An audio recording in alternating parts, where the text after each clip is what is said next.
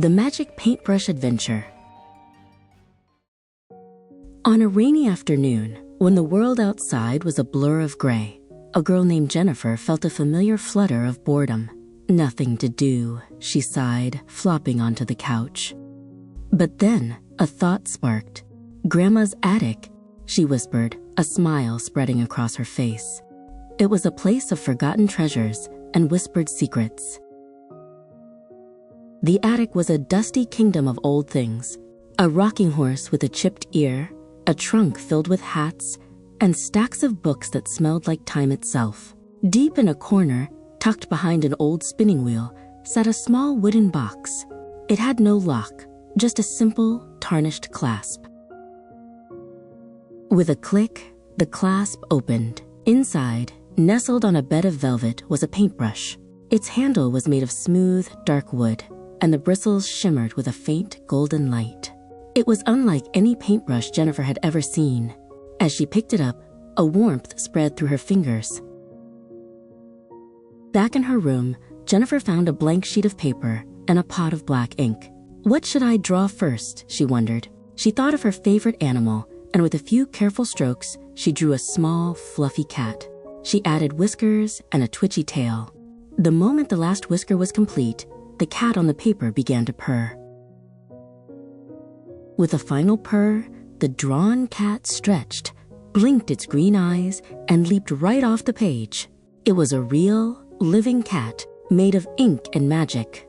It rubbed against Jennifer's leg, its fur as soft as a cloud.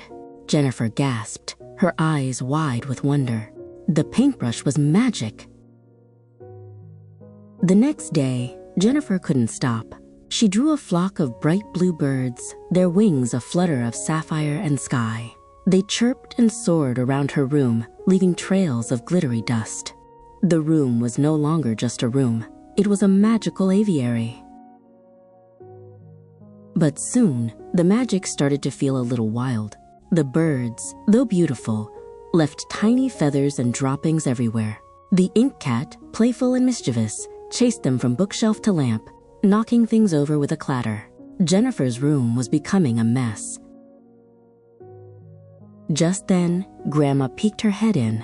"Jennifer, dear, what is all that noise?" she asked. Her eyes widened as she saw the chaos. The birds were perched on her head, and the cat was batting at her shawl.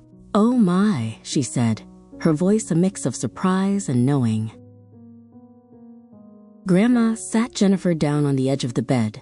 "That paintbrush," she said softly, "is a very special one. It brings your imagination to life, but with great creativity comes great responsibility. You must think not just about what you want to create, but about what your creations need to thrive." Jennifer looked at the mess, at the fluttering birds and the playful cat. She understood. She hadn't thought about a home for the birds or a playground for the cat. She had just thought about the fun of making them. She picked up the paintbrush again, this time with a purpose. With careful, thoughtful strokes, she painted a large, leafy tree on her wall, with branches that reached all the way to the ceiling. Then, she painted a small, cozy basket with a soft blanket on the floor. As she finished each one, the birds flew to the tree, and the cat curled up in the basket, purring contentedly. Grandma smiled. "That's it, my dear," she said. "Creativity isn't just about making things. It's about caring for them too." Jennifer smiled back, looking at her peaceful, magical room. She knew now that the greatest magic of all was using her imagination to bring not just wonder, but also a little bit of order and love to the world.